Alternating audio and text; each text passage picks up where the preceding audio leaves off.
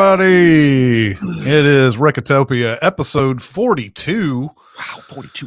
I know, 42. And welcome to everyone in the chat from Twitch and YouTube watching us live on a Tuesday. It seems like mostly Twitch these days, though, to be honest. There's a lot of, like all of them have that Twitch icon next to them. I don't see many YouTube comments.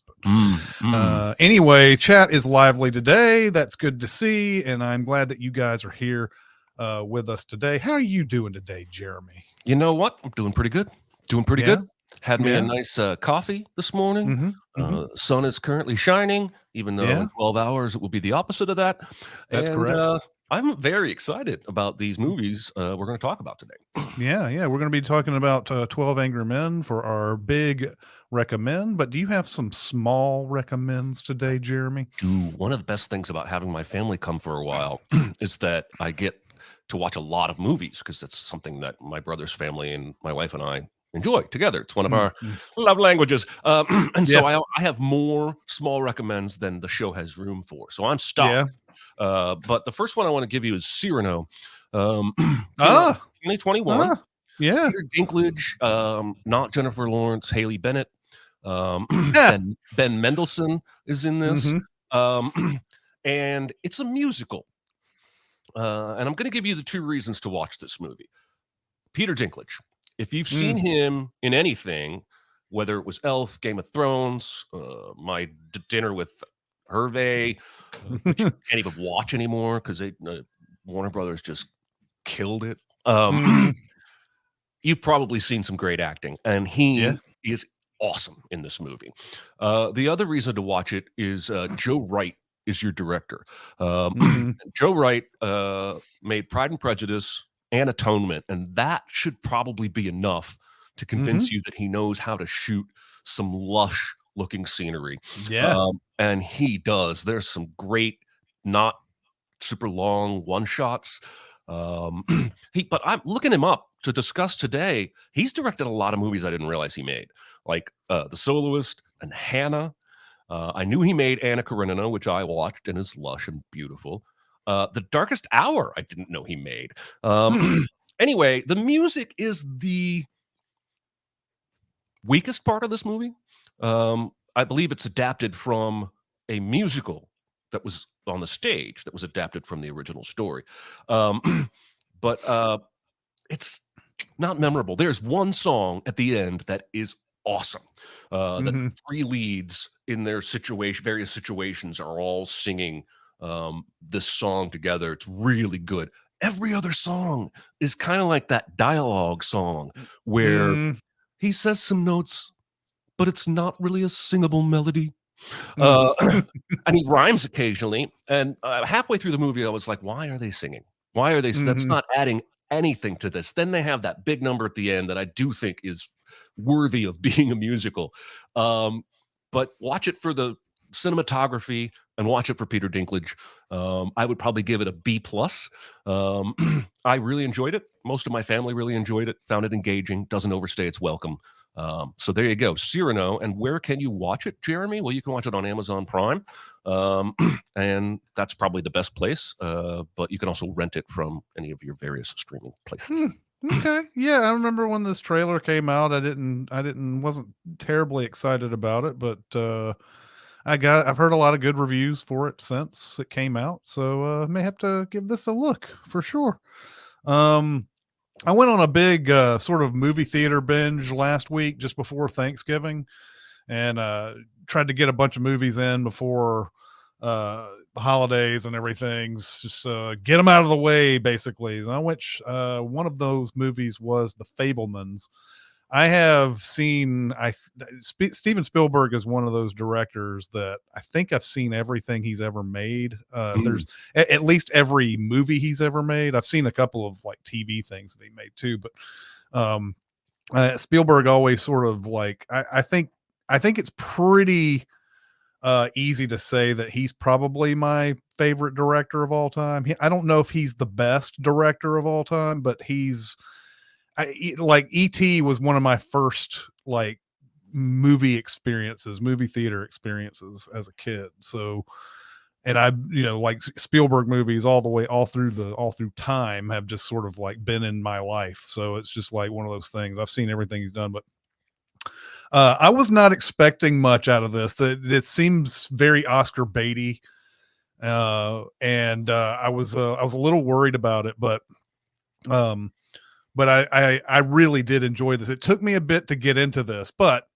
the story goes is that there's a kid named Sam Fableman who is sort of playing Spielberg as a kid, basically in this movie. Uh, he is taken to the greatest show on earth at the very beginning of this movie. Michelle Williams and Paul Dano play his parents. They take him to the greatest show on earth, and then there's in that movie there's a big, huge train crash sequence that electrifies Sam's imagination, and he starts to want to make movies himself. And for Hanukkah, he gets a new train car every day. And by the end of Hanukkah, he's got this full set, this full train that's just with a full track and everything. And he's playing with that train. He loves the train, but he can't get that image from that movie out of his mind. And he wants to start making his own little mini movies and start learning how to do this stuff. So the first thing he tries to do is emulate this crash scene from The Greatest Show on Earth. He does that, and he's encouraged to continue shooting movies. His mom loves this type of stuff. It takes me a while to get into Michelle Williams' performance in this for a while too, because it's a little bit too much at first, and then it kind of gradually like, okay, I kind of get what she's going for here, and everything. It's hard at first because it's a little bit too much, but the Paul Dano, he's always constantly looking for better jobs, better money. So he moves the family to Arizona, and he's got a business partner played by Seth Rogen who comes along with him. And in Arizona, this is where teenage Sam starts really learning techniques with his camera, and has friends who will help him out and want to shoot movies with him. And the first thing he shoots is like a Western type of thing. And then the family goes out to on a camping trip, and Sam's like shooting all the stuff at the camping trip. And there's all these interesting things that happen. And while he's like, he really wants to edit this Western together, his dad's like, I need you to edit that footage from the camping, because Michelle Williams' mom dies, and he feels like making a movie about that camping trip would cheer her up. And so Sam doesn't really want to do it at first. He's like, I want to do this Western. This is the thing that I've been trying. This is the thing I've been trying to make this whole time. And he's like, all right, I'll go ahead and do this camping trip thing.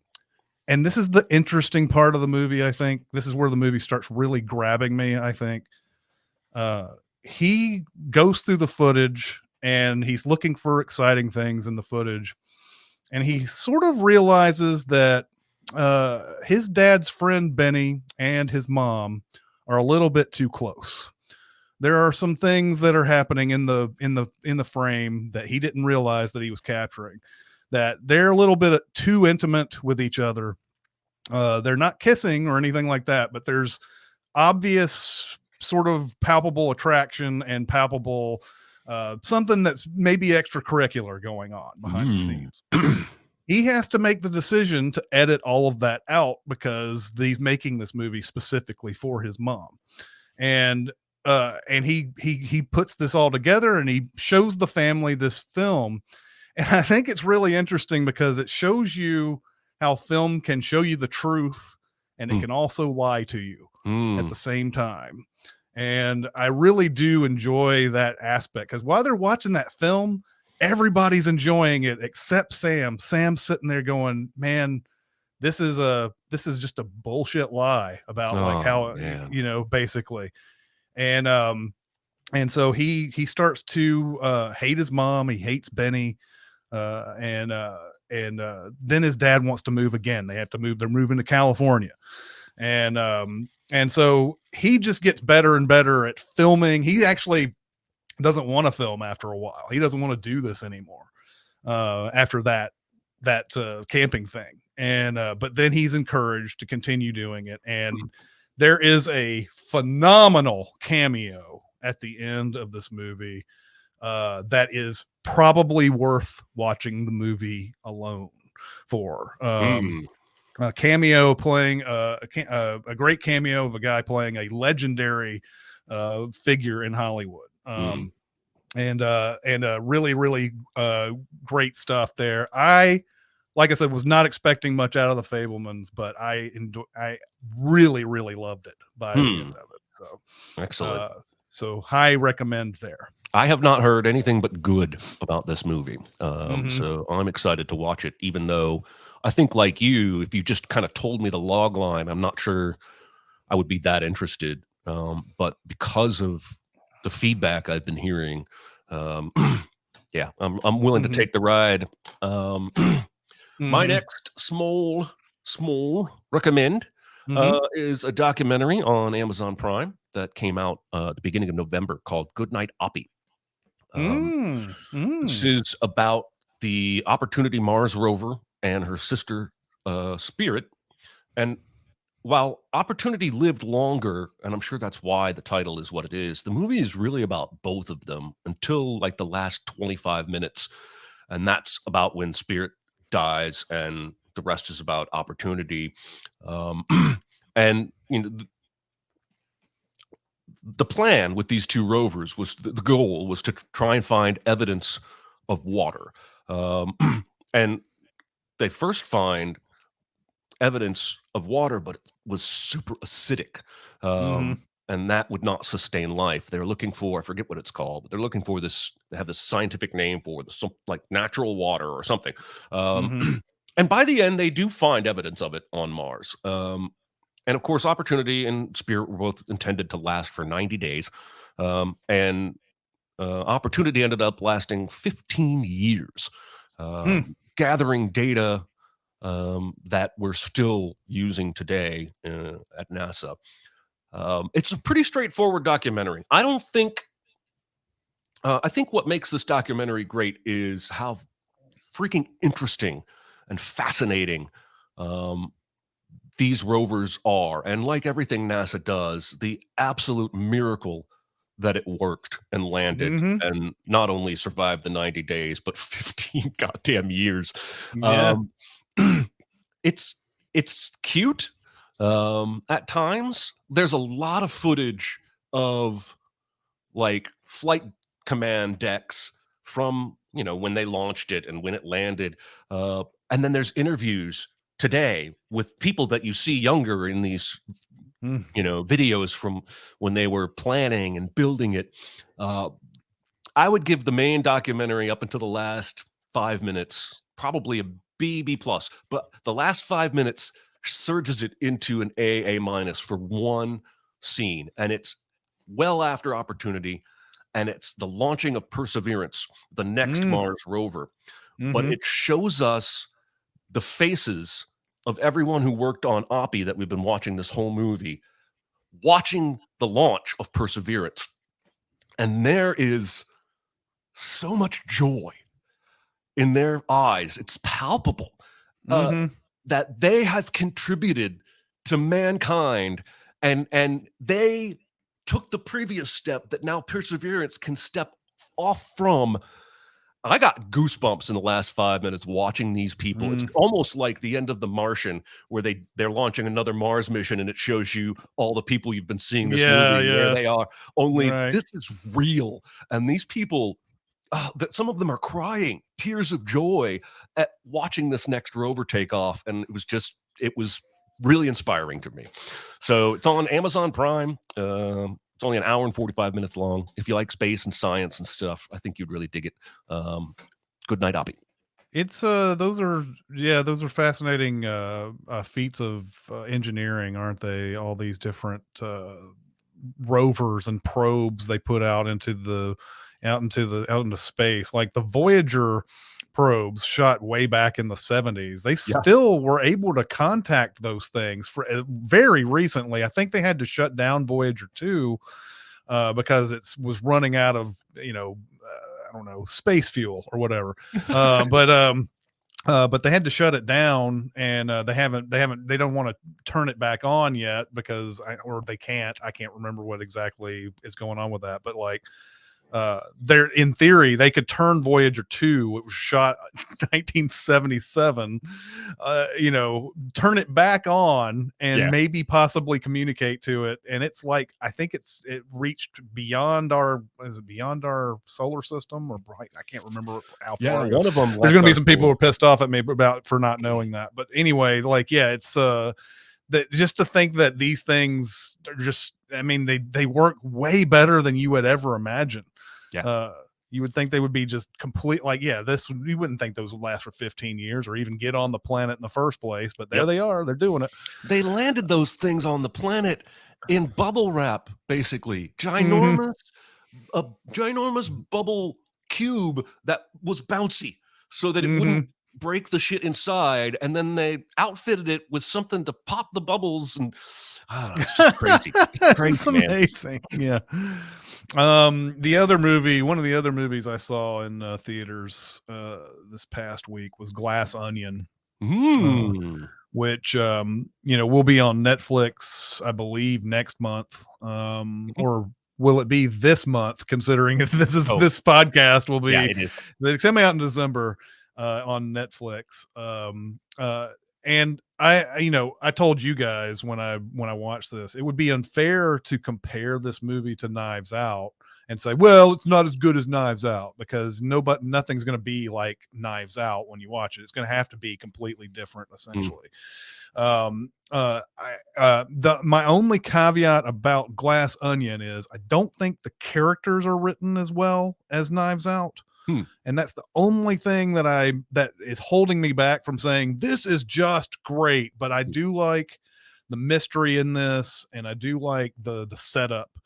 And it's basically Edward Norton is this guy who is about to come out with this product. It's like a gas or something that can it's like a gas that can like power a whole bunch of things all at once. I can't remember exactly what the whole thing was, but he is inviting a whole bunch of friends to this mansion, and it's got this big huge glass onion thing in it, and he's got obscene wealth that is beyond our dreams and everything. But he invites all these people first by giving them these puzzles to solve so that they can get the invitation. They don't know exactly that's what they're doing. It's like escape room. Escape room. Yep. And they solve these puzzles to get there, and they get the invitation, and they come out, and the whole point of this is that he is throwing basically what is a murder mystery party, solve his murder, so that and I don't know what the I can't remember what the other things involved there were, but he's inviting them all out. And but one of the guests, played by Janelle Monáe, is someone who has a really, really bad past with Edward Norton, and everybody's wondering why in the world she showed up to this thing, because they had a huge falling out. And so also Daniel Craig coming back as our favorite detective. He's shown up, and Edward Norton is like, how are you here? I didn't give you an invite. And Daniel Craig is like, I don't know. I got a puzzle, and it had the invitation, and like I solved the puzzle and I got the invitation. He said something about it had a couple of childlike puzzles in it and whatever, and I solved them quickly. Like there's a whole section at the very beginning where everybody's like, "What the fuck do you do with this thing?" And it's like really hard for all of them. And then Daniel Craig comes in and is like, hey, "It was just a bunch of childlike puzzles I solved," and so like so this whole thing is set up to be this big huge murder mystery for Edward Norton, and I hesitate to tell you much more because things after that point start to be like surprises that I think you want to know, not want to know before you go in. But the cast is phenomenal in this. You have Kate Hudson, and you have Batista, and you have it's just like Catherine Hahn is in this. There's Hmm. just like a million freaking people in this. And I know this is really good radio. I want to make sure I get everybody on this, but um so you got Janelle Monáe. I said all these. Leslie Odom Jr. is in this. Oh, nice. Jessica Henwick is in this. And so yeah. Um, but they're all got their funny moments in this and everything. But I said, like I said, just a little bit more character work, I think, on these, because when you go back to Knives Out, think about all the groundwork that's being laid for all these characters in this movie, and it really makes it a lot better. But anyway, it's fun how this movie's told. It's a good mystery, and Daniel Craig is great as always. So I would highly recommend Glass Onion for those of you who loved Knives Out. You should like this as well. Nice. Mhm. Jessica Henwick, trivia. She turned down Shang-Chi to be in Matrix Resurrections. What's that now? She turned down a role in Shang-Chi and the Ten Rings. Who did? Jessica Henwick. Oh, yeah. Okay. To be in Matrix Resurrections. Yeah, I spent the whole movie going, who is this? I know I've seen her before. And she was in Matrix Resurrections. Yes, she was. Yeah. And I think, somebody mentioned there's a person who does a dong, like when the clock strikes a certain hour. Okay. It is an actor that Ryan Johnson uses quite a bit. So I think I know what you mean. yeah. So anyway, right. there you go. All right, we're on to the big recommend. The big one. It's a big one. 12 Angry Men. Hell yeah. 1957. I don't think I've ever been happier with a choice I've made for Recotopia big recommend. Yeah. I had not seen this movie in maybe 10, 15 years, something long. It's been a long time, and man, is this movie nearly perfect. It's flawless. The camera work, the performances, it's nearly flawless. Let's jump in. 12 Angry Men starts in the courtroom as we pan along the jury box and then eventually get a shot of the defendant before the jury is sent into the jury room. I love the credits, overhead shot of the jury table as the jury eventually starts filing in one by one and going to the water cooler and going over to the windows. And it's a good way to give us some context, a little bit of personality for these people while we're still getting the credits out of the way. And I think most juries would do this, but they decide right out of the gate, let's take a vote and see where everybody stands. And it's 11-1 guilty to not guilty. Henry Fonda is the only not guilty vote, and initially basically suggests he's only voting not guilty because everybody else voted guilty, and he thinks they should talk it out a little bit first instead of just, I lost my headphones again, instead of just immediately going into putting him on the chair, because the choice that they're making here will end with the death penalty. And it should be noted that all of the jurors are male and white or Caucasian, and the movie is not going to dance around that at all. It is, in fact, a key point, I think, in the movie. The defendant himself is not Caucasian, and I don't believe that, other than the shot of him on the stand, I don't believe that there's ever any spoken evidence of what his race is. No. The racism is not specific. It's just those people are X or Y.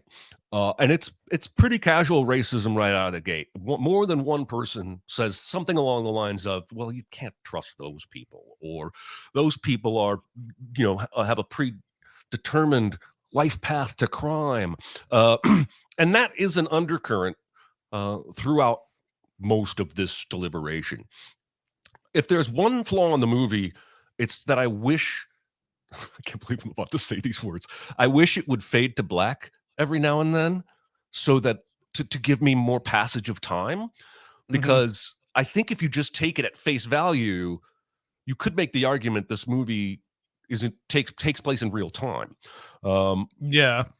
but there are indications throughout that it's longer period of time than that, and I can't quite get a handle on it. It's not terribly important. Doesn't really impact the film.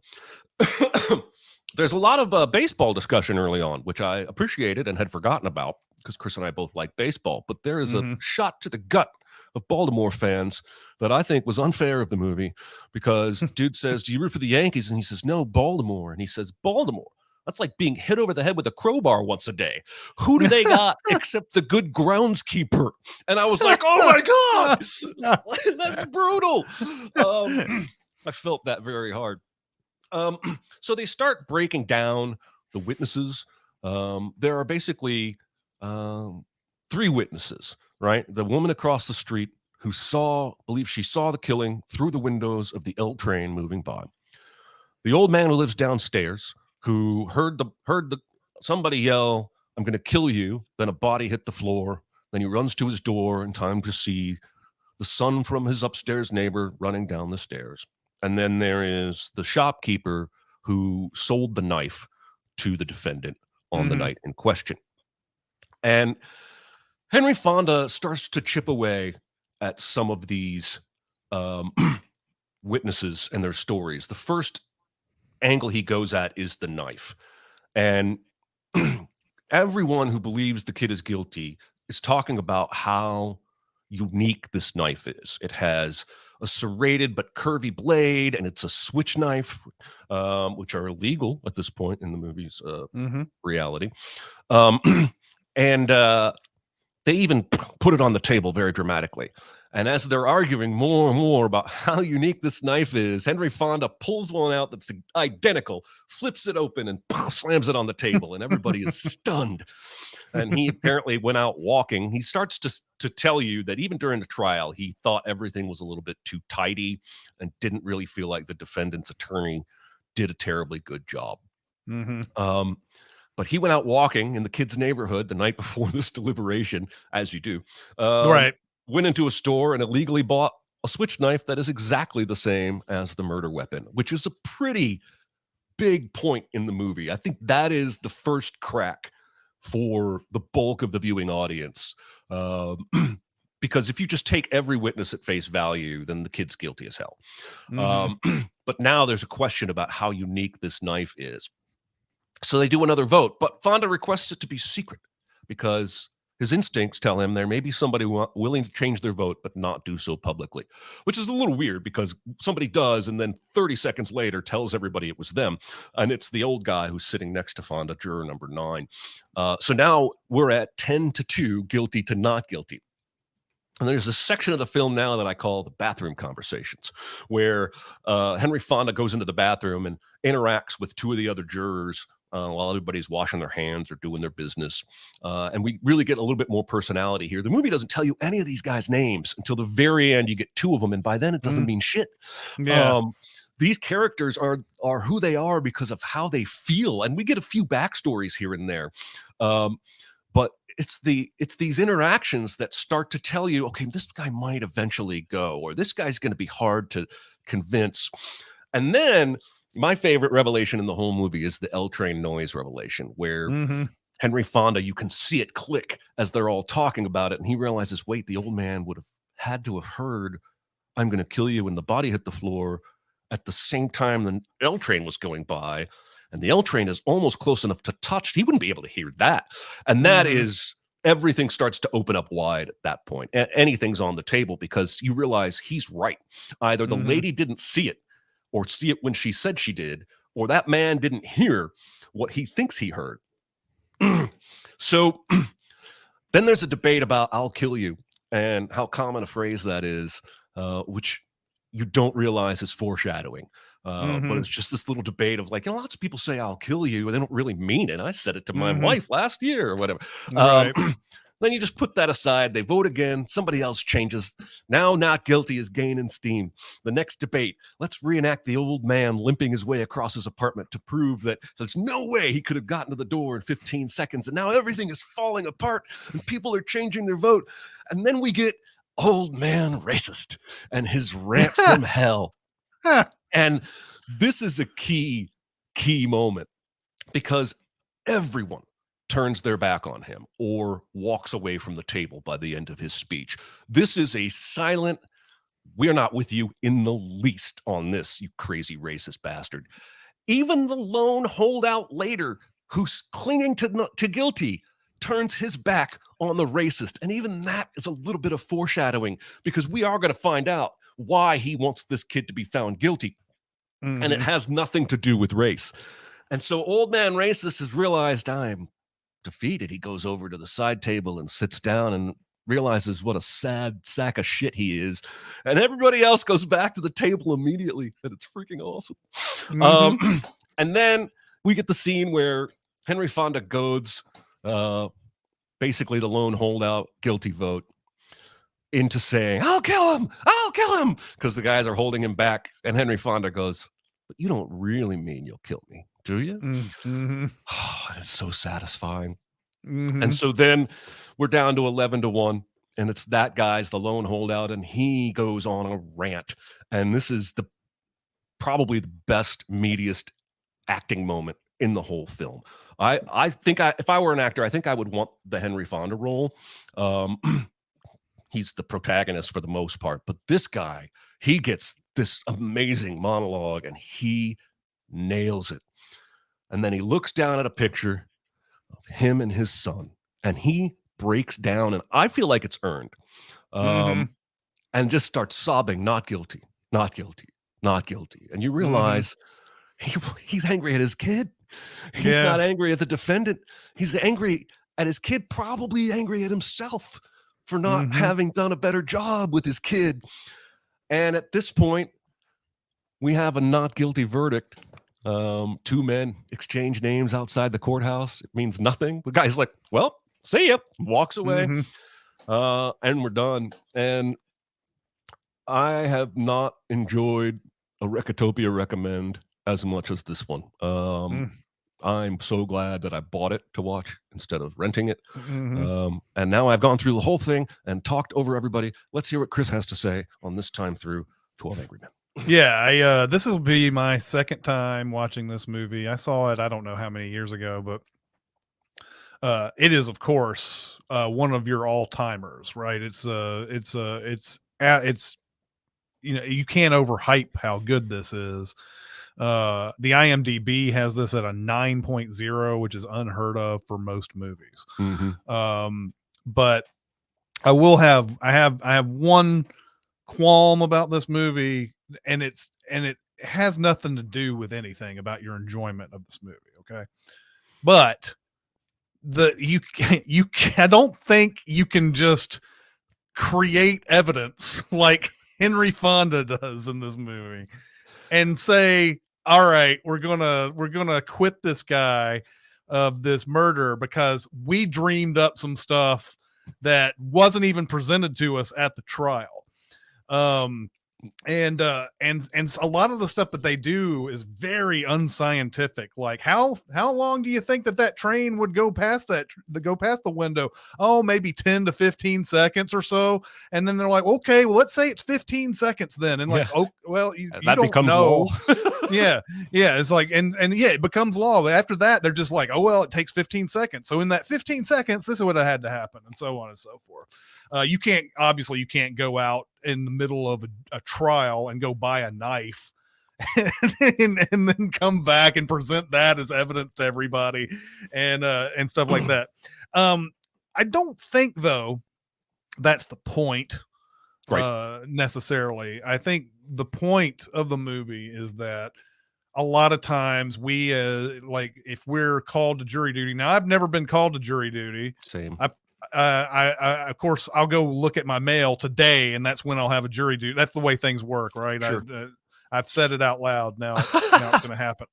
But I've never been to jury duty, but it's got to be an imposition for a lot of people to sit in on a trial that lasts X amount of days, and you got to be away from your family, and you can't do the things that you want to do. Like, you know, Jack Warden at the beginning of this movie is like, I want to go to a baseball game, and he's already like, let's just call him guilty because everybody else is. Yep. And and you have all these people who are just ready to say that because they don't want to think through what they have been presented in the trial, and it's really kind of a sad state. I think even if this movie weren't about creating evidence behind the scenes or whatever, I think a lot of times people forget or don't assign any weight to things they do hear in trial, and they just make up their minds too early, and because of biases and things like that, they're they're like, right, yeah, he's guilty, there's no other reason to think about this. And you brought up the racism, and you brought up the the Lee J. Cobb character in this movie has a fascinating arc throughout this whole thing. He talks about how this is a classic damned if you do, damned if you don't situation that he doesn't even realize he's contradicting himself with. Where he says, "Oh, I would have beat that out of him early on, and so they don't become a criminal." But then he realizes later on that beating something out of somebody doesn't not make them a criminal. You lose your family doing that type of thing. So there's the damned if you do, damned if you don't thing, like, that he's not thinking of. Like, he thinks his way is correct. And this other person who he doesn't even know how that guy fathered his son. He doesn't even know how he, Right. He doesn't even know how he disciplined his son. There's, they say the father beat him. I guess there was some beatings going on in there. And then that was why he went to kill him. But he did the same thing with his son, and his son isn't a killer. So he just doesn't realize all these different parallels until very end of the movie. But I love all these characters in here. There's a lot of like interesting people that you've seen over the years. Martin Balsam is playing juror number 1. And he's kind of the most neutral of all of them, even though he's he's on the guilty train for a long time. But it doesn't take him long. I think it's like around the point where it's a 9-3 or whatever. That's when then they do the revote. That's when he changes his vote to not guilty. And it's pretty simple. Like, it's simple as that. Like, and I'm not guilty at the end. I'm not going to say not guilty at the end here. There's Jack Klugman from The Odd Couple, and for some people, Quincy fame. John Fiedler, who plays Piglet throughout his whole life. He's the voice of Piglet. I didn't know that. He's got that voice all the way through. He's that guy. He talks like this the whole time. And just a Jack Warden. Yeah, Jack Warden has been in a million movies, and there's like Ed Begley, who's Ed Begley Jr.'s father, is in this. Yep. So like a lot of people that are great. And I don't know, man. I don't know. Sidney Lumet, this is his first movie. Was he the guy just commanding all of these great actors to bring their A game? Or was it Henry Fonda who produced the movie? And I'm sure everybody wanted to do well for Henry Fonda as well. Kind of an amazing thing that they get a first time director to do a movie like this, because there's so much stuff going on. And it's weird to say that there's so much stuff going on. It's just a bunch of men talking, basically, but there's so much. He shoots the shit out of it, though, man. Yeah, he does. Like, it's for a first feature. Either he had really good people behind the scenes, which is probably the case, but he also probably just had really good instincts. There are so many camera movements where we're stationary for a few minutes, and then somebody gets up and we follow them, and then we stay on somebody they walk past, and it's just that camera work is kinetic. Otherwise, it really is just 12 guys in a room talking. But the camera work, amps things up. Like, they do that vote near the end where you just see the hands going up for the vote. I like all the camera work choices. Well, and the other thing is how they set this environment too. When you go in to this jury room, the first thing that's kind of innocuous, they lock you into this jury room, and Jack Klugman says something to the effect of, "I didn't even know they locked the jury rooms." Well, of course they locked the jury room. it helps remind you that they're in a confined space. They have the windows open, but it is a hot day. It and for those of you who have ever been in New York during the summer, New York summers just seem hotter than anywhere else because of the buildings and how it all like just sort of like absorbs that heat and everything. And there's a moment halfway through, you see everybody's all sweating on their I think Balsam has like sweat spots just Yeah. bleeding through at one point. And then the temperature changes, the rain comes down. It's also symbolic of what's going on in the jury Yep. room, which I think is kind of a great touch. Um, the other great touch about the rain is the fact that Jack Warden wanted to go to this baseball game, and he was about to send somebody to the chair because he just wanted to go to this baseball game. And just think if he had done that and then it rains and then maybe you find out later somehow some way that guy was innocent Yeah. and you wanted to go to a fucking ball game and it rained instead, and Well, you and did it, you he know. even changes his mind only because the odds have tipped, and he's still just trying to get it over with to go to the game once he votes not guilty, and then he gets called out on it in what I think is a pretty great scene. Although Mhm. that guy should maybe just be happy to have another not guilty vote. And like Yeah. everybody fights with everybody. That's why the 12 Angry Men title is so perfect. They're not all angry all the time, but all of them get angry at least once in this Yeah. movie. Yeah. I love the dude with glasses and how the glasses are what finally breaks him. Where Henry Fonda, or no, it's actually the old man, talks about having seen the marks on this Yeah. witness's Yeah. nose that he's only ever seen in people that wear glasses. And that guy has been pretty adamantly on the guilty vote side the whole movie. But from a logical standpoint, the evidence does point to this kid. But once he hears this, he's like, oh, I remember that. She did have those marks on her nose. She does Mhm. wear glasses. I don't think she could have seen what she says she saw. And the part where the old man breaks down what it's like to be a lonely old man who just wants Mhm. somebody to listen to them. I just feel like everybody gets an awesome performance moment in this Yeah. movie. Every role has something cool to do at some point. Mhm. And I think for me, the point of the movie is both, I think, reasonable doubt, not only in a court setting, but about your fellow man. Um, Mhm. and yes, the biases we all bring into discussions or judging other people. And some of us, bring race related biases, some of us our own child rearing biases. And I think kind of the movie is saying we this maybe does happen in jury rooms, not Mhm. necessarily the second knife, but the pacing out of the old man and the chair setting up and timing all of that, or the just declaring 15 seconds to be how long the L train takes. I think that probably does happen every now and Mhm. then.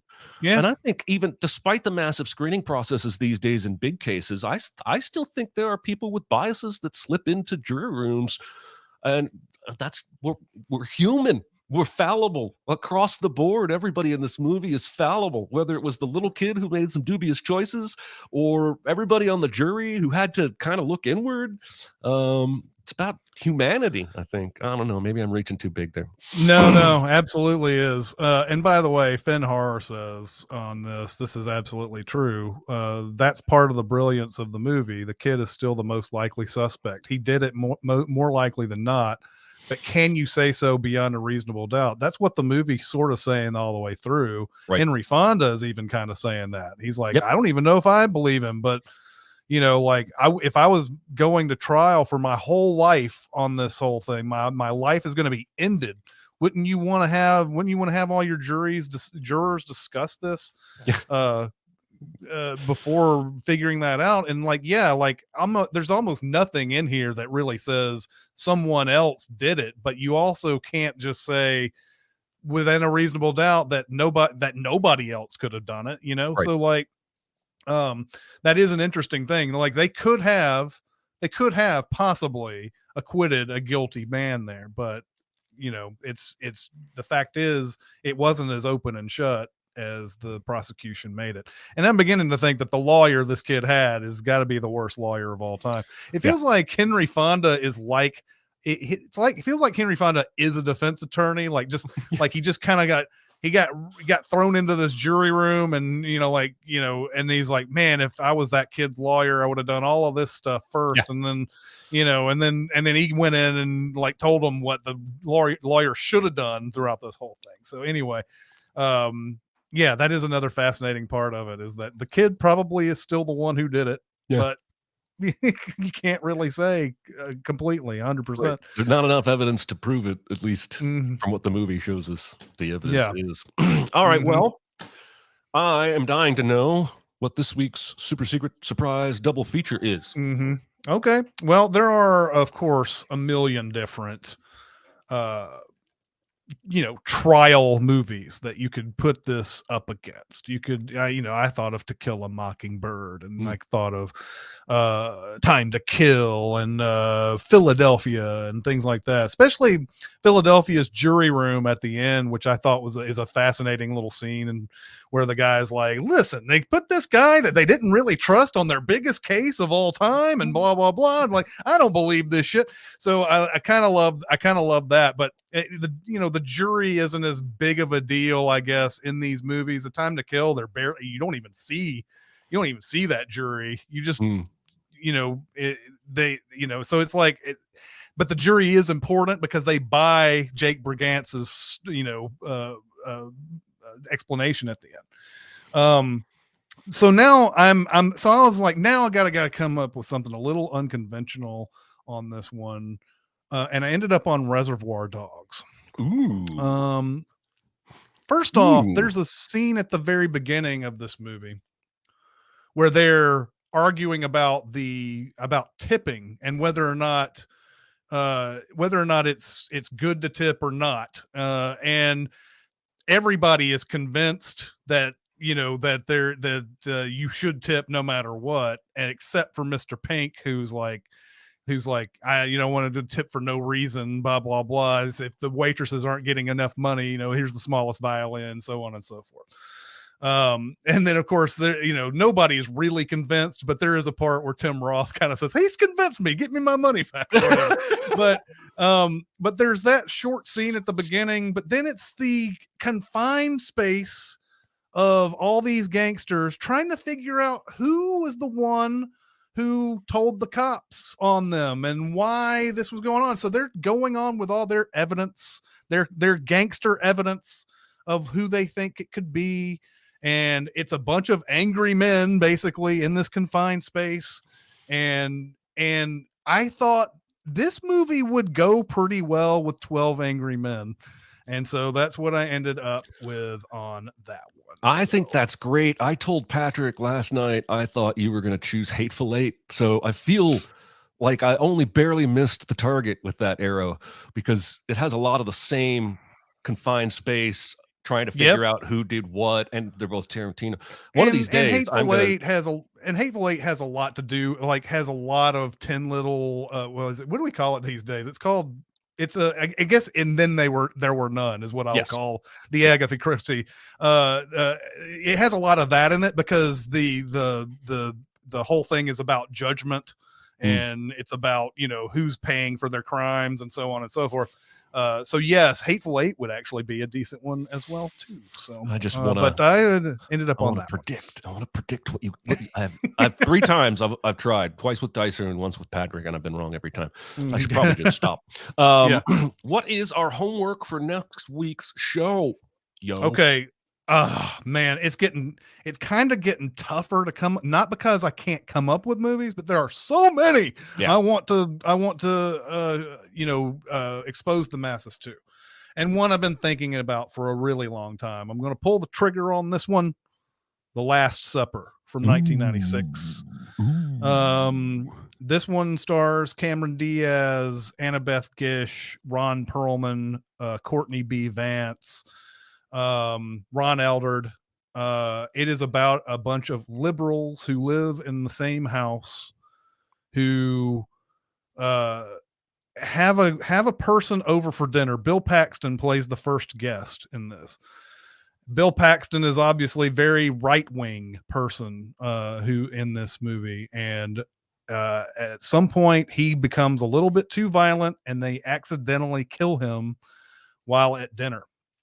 And given the things that Bill Paxton says in the dinner, they think, hey, he's right. We liberals don't ever fucking do anything when it comes down to it. We don't ever take any action.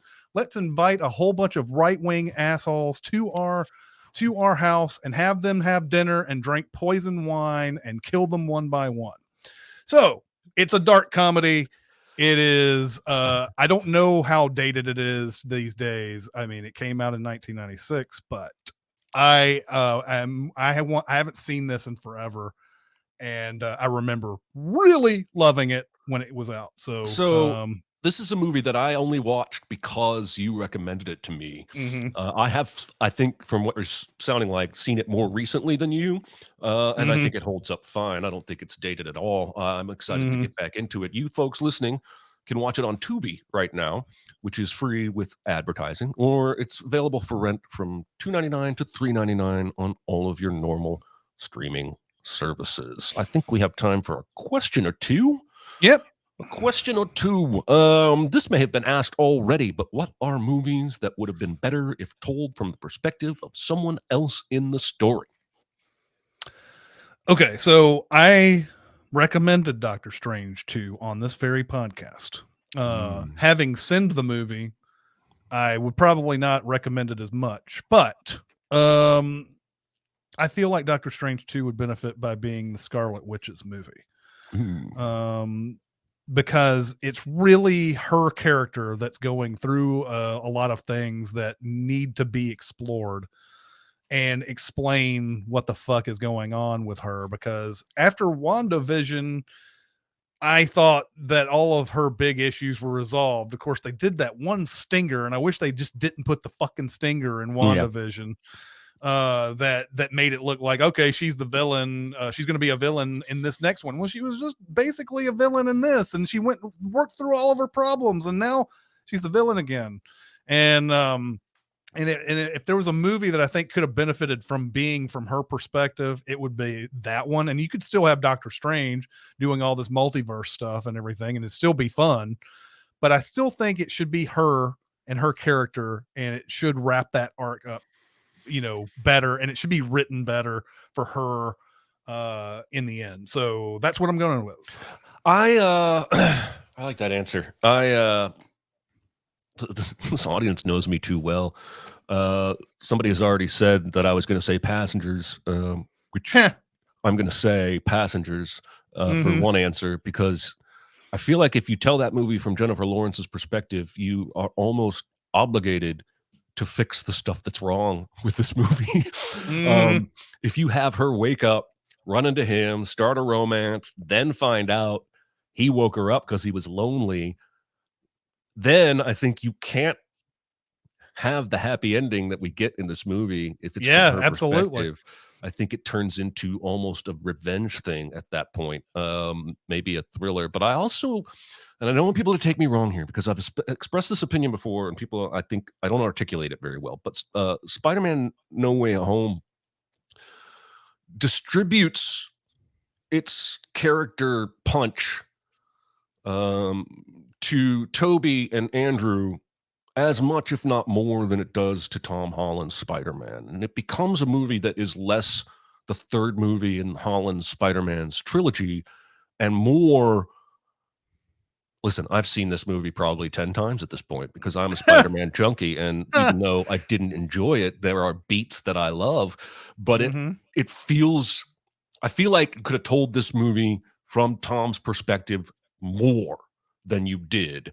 But once you decided to bring in Toby and Andrew, you had to make it as much about healing them as it was about Holland, and it loses something for me there, at least when viewed as part of the whole trilogy. So don't throw tomatoes at me. Let's do one more question. All right. What are some scenes that by removing them instantly improve the movie? You guys ain't gonna like me on this one. All right, I can't wait. In Captain America Civil War, just take out the fucking airport fight. Oh. It's so worthless. So goddamn worthless. Which points out how worthless the movie itself is, I think. Yeah. Because Yeah. that is the whole point of the movie, but it doesn't mean anything. It doesn't do anything for us. It's like it's one of those things where it's kind of fun, but that's about it. They make it seem like it's the big centerpiece of the entire fucking MCU at that point, and I'm just like, nope, didn't do anything for me. Even when Ant-Man comes out and does his shit, and it's all fun and fun and games, just don't like it. Don't like any bit of it. Don't like any part of it. And I especially don't like the fucking fight at the end too, where Cap and Iron Man fight and Bucky's in the middle and they're throwing fucking discs everywhere, shields and shit. And like, you know, it's especially after Tony sees the video of a clearly possessed Bucky, and it's not Bucky himself that's doing the shit with his parents. That's what fucking draws his ire. God, that movie makes me angry so much. Anyway, there you go. I want to say the Batman, which is clearly 20-25 minutes too long, and I know where to take that scalpel, and it's that whole section where John Turturro says, "Oh, I didn't kill your dad. It was this other gangster," and then he goes to Alfred's hospital bed and he's like, "This gangster told me he didn't do it," and Alfred's like, "No, the gangster actually did do it." And then Batman goes back to the gangster. He's like, "Alfred said you really did it," and I don't need any of that shit. The movie works fine. You have made him the best detective Batman has been in any movie. And then he just starts taking gangster's word for, "Oh, I'm so angry at this other gangster because gangster A said I should be." So true. It's so true. So that's my answer to that question. I love that movie. I don't need that scene. It's other scenes I don't need, but that's the worst section for me. Oh man. All right. Well, awesome. I think we ended that with a bang. We can't do any better than that. Better than that shit. Just doing like some controversial takes about some popular movies. Anyway, glad all of you guys came out again. This is so much fun when you guys on Twitch and YouTube come out on Tuesdays to see us talk about movies. It's so fun. Next week is The Last Supper from 1996, starring Cameron Diaz, Ron Perlman, et al. Can't wait to talk about that movie and see what you guys think about that one, because that one's kind of an oldie at this point. 1996, kind of an oldie. It's not as old as 1957, but I was 21. Yeah, exactly. So, all right. Well, anyway, thank you, everybody, and we'll see you next time. See ya. There you go.